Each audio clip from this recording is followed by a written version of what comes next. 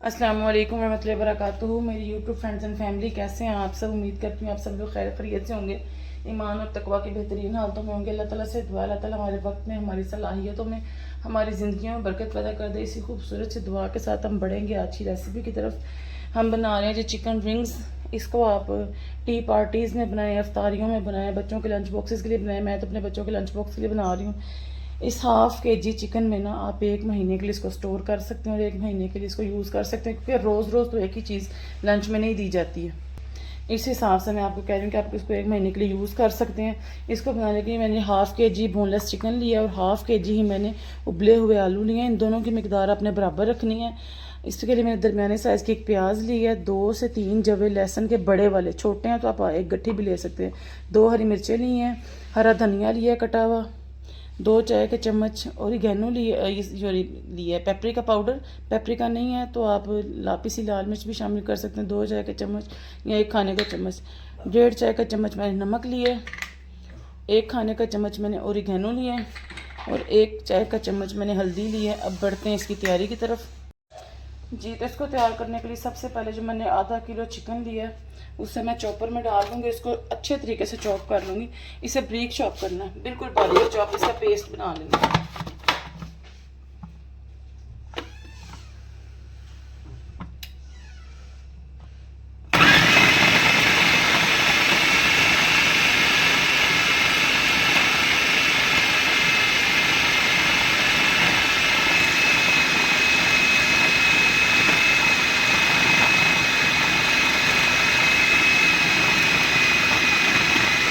پہلے میں نے اس میں کچھ بھی شامل نہیں کیا، خالی اس کا پیسٹ بنایا۔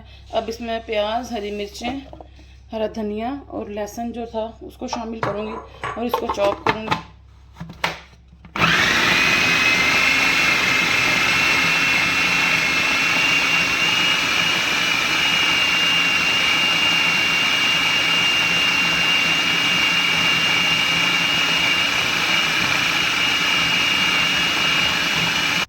جی تو یہ دیکھیں بالکل باریک پیسٹ بن گیا۔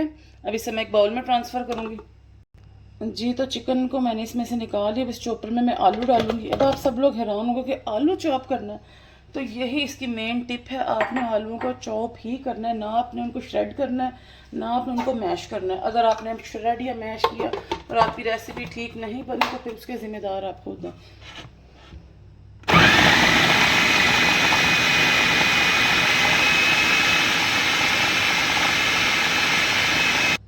آلوؤں کو تھوڑی سی لیکوڈ فارم دینے کے لیے میں اس میں 1/4 کپ جو ہے نا دودھ شامل کر دوں گی اور پھر اس کو دوبارہ چاپ کروں گی۔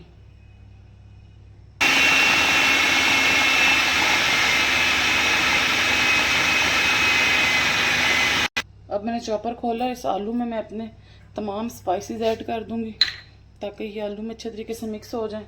باقی اس میں ہری مرچیں وغیرہ تو ہم نے ڈال دی ہوئی ہیں چکن میں، تو یہ مسالے بھی اس کے ساتھ مکس ہو جائیں گے اور ایک دفعہ پھر اس کو میں چاپ کروں گی تاکہ یہ مسالے بالکل یکجان ہو جائیں۔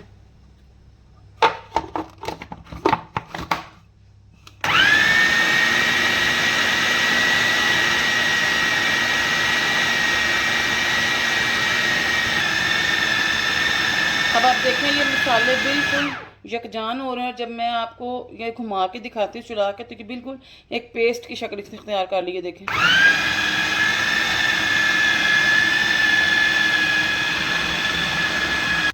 اب یہ تیار ہو گیا، اس کو بھی میں اپنے چکن والے باؤل میں نکال لوں گی۔ یہ دیکھیں جی، یہ میٹیریل میرے پاس ریڈی، میں نے اس کو لیکوڈ ہی رکھنا ہے کیونکہ میں اس کو بناؤں گی پائپنگ بیگ سے۔ اگر آپ پائپنگ بیگ سے نہیں بنا رہے تو آپ اس میں دودھ ایڈ نہ کریں، اس کو تھوڑا ہارڈ ہی رکھیں اور ہاتھ کی مدد سے رنگ بنا لیں۔ اب میں اس کو اچھی طرح مکس کروں گی۔ یہ دیکھیں جی، میرا تو لیکوڈ ہی سا بیٹر تیار ہو گیا کیونکہ میں نے اسے پائپ کرنا ہے۔ تو میں نے جیسے کہ آپ کو بتایا، اگر آپ نے اس کو پائپنگ بیگ سے نہیں بنانا تو آپ اسے لیکوڈ ہی نہیں کریں گے، صرف آپ آلوؤں کو چاپ کریں گے بس۔ اور اگر آپ پاس الیکٹرک چاپر نہیں ہے تو آپ اس کو ہینڈ چاپر میں بھی کر سکتے ہیں۔ اب میں ایک گلاس لوں گی، اس میں نے پائپنگ بیگ لگایا اور اس میں یہ امیزا ڈال دوں گی۔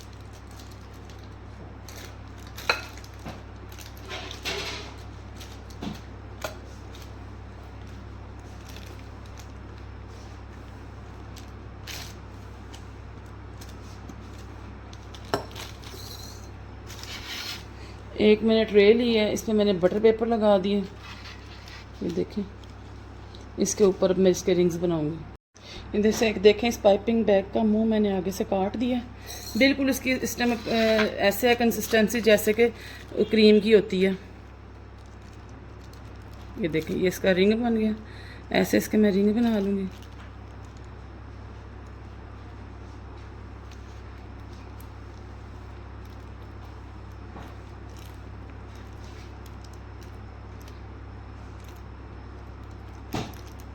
اور اب اس کو تھوڑی دیر کے لیے میں فریزر میں رکھوں گی تب تک جب تک کہ یہ فریز نہ ہو جائے اچھے طریقے سے. جب یہ اچھے طریقے سے فریز ہو جائے گا تو اگلا کام پھر شروع کریں گے. اپنے پہلے والے بیچ کو میں نے فریج میں رکھ دی. میں نے سوچا آپ کو تھوڑے سے اور بنا کے دکھا دوں, شاید وہ کیمرہ کے سامنے نہیں آ سکے. ایسے آپ اپنی مرضی کے چھوٹے سائز کے بڑے سائز کے جیسے چاہیں بنا سکتے ہیں. اور کتنی مزے کی بات ہے کہ صرف آدھا کلو آلو اور آدھا کلو چکن کے ساتھ یہ رنگز یمی سے ریڈی ہو گئے. اب ہر بندہ اس مہنگائی کے دور میں ٹوٹل چکن کو افورڈ نہیں کر سکتا کہ چکن نگٹس یا اس طرح کی چیزیں بنائے. تو میں نے کہا کیوں نہ کوئی ایسی ریسیپی ہو جسے ہر کوئی ایزیلی بنا سکے. تو پھر میں آپ کے لیے یہ ریسیپی لے کر آ گئی ہوں. آئی ہوپ اب آپ کو سمجھ آ گئی کہ اس کے رنگز کیسے بننے ہیں. کیونکہ ہم لیڈیز جو ہوتی ہیں ہم ہر وقت کو مینیج کر سکتی ہیں. جتنی مہنگائی آج کل, گیسٹ گھر میں کوئی آ جائے تو ہر چیز بندہ باہر سے افورڈ نہیں کر سکتا. تو کم از کم ہم کچھ نہ کچھ گھر میں بنا کے گیسٹ کو سرو کر سکتے ہیں, اپنے ہسبینڈ کی مدد کر سکتے ہیں. تو میری کوشش یہی ہے کہ ہر چیز آپ کو ایسی سکھائی جائے کہ آپ اس کو خود بنا سکیں. اب میں اس کو بھی فریزر میں رکھ دوں گی. جیسے یہ فریز ہو جائیں گے تو اگلا کام کریں گے. اچھا یہ ہے کہ اگر آپ کے پاس بٹر پیپر بھی نہیں ہے نا تو آپ ایسے ایک ٹرے لیں. ٹرے کے اوپر آپ آٹا یا میدا پھیلائیں اور اس کے اوپر آپ اس کے رنگ بنا لیں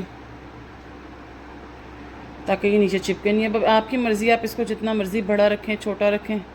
میں تو نارمل سائز ہی رکھ رہی ہوں کیونکہ میں نے ان کو لنچ باکسز میں دینا ہے, یا اگر کوئی اچانک گیسٹ آ جائے تو اس کے آگے بندہ اس کو سرو کر سکتا ہے چائے کے ساتھ. مفنز میں نے آپ کو بنانے سکھا دی ہیں, کیکس بنانے سکھا دی ہیں, اور میں نے آپ کو ویجز بنانی سکھا دی ہیں.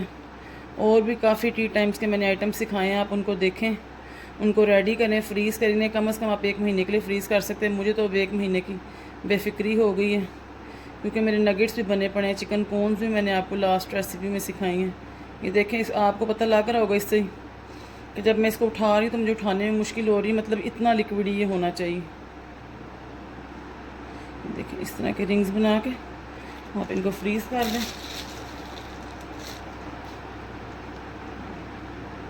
ایسے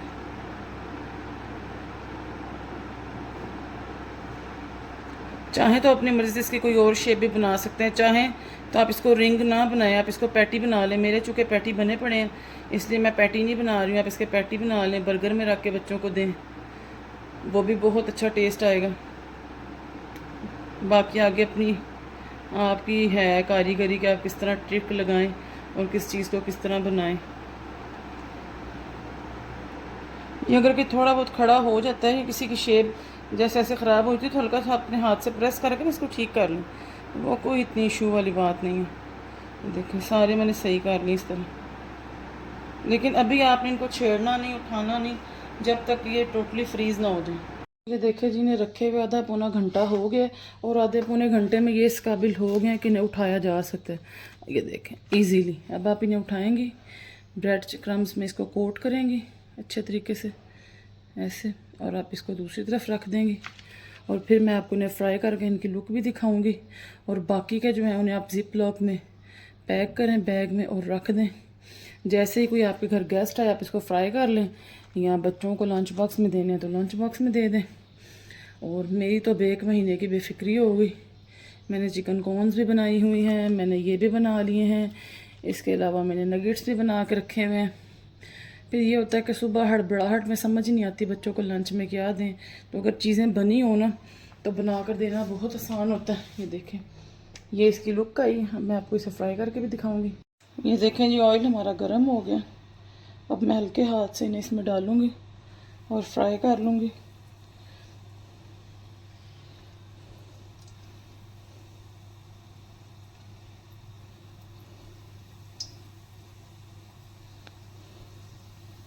آپ نے اوور کراؤڈ نہیں کرنا ان کو ورنہ یہ ٹوٹ جائیں گے.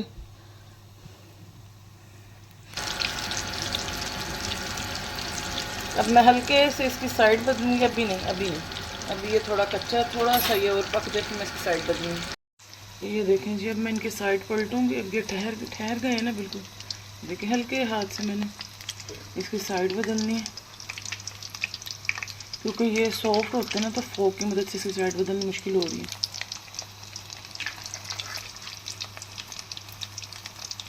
ایسے میں نے اس کی سائڈ بدل دی، بالکل ہلکے ہاتھ سے کریں۔ ریڈی تو یہ ہیں، بس ہمیں تو صرف ان کو براؤن کرنا اور تھوڑا سا کرسپ کرنا، ایسے اس کی سائڈ بدل دی۔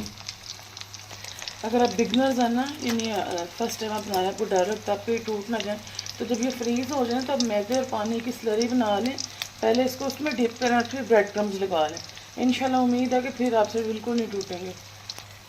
اب دیکھیں جی یہ گولڈن براؤن ہو گیا، پھر میں ڈش آؤٹ کروں گی اور آپ کو دکھاؤں گی۔ یہ دیکھیں جی یہ اس کی فائنل لک، آئی ہوپ آپ کو پسند آئی ہوگی۔ میں نے اس کو لنچ باکس میں نکالا ہے کیونکہ میں نے اب ان کو لنچ باکس میں ڈال کے بچوں کو دینا ہے۔ اور آپ یقین کریں آدھا کلو چکن اور آدھا کلو آلو میں میرے تقریباً 80 رنگز بنے ہیں، باقی ڈیپینڈ کرتا ہے آپ پہ، آپ ان کی موٹائی یا ان کا سائز کیا رکھتے ہیں۔ اور اگر 80 بن جائیں آدھا کلو چکن میں تو مہینے کی بے فکری تو ہوئی، اور ساتھ ہی ہے کہ اگر کوئی گیسٹ آ جائے تب بھی بنا سکتے ہیں، ان کو بھی بہت پسند آئے گی۔ تو پھر ملتے ہیں آپ کے ساتھ نیکسٹ ویڈیو میں نیکسٹ ریسیپی کے ساتھ۔ السلام علیکم ورحمۃ اللہ وبرکاتہ۔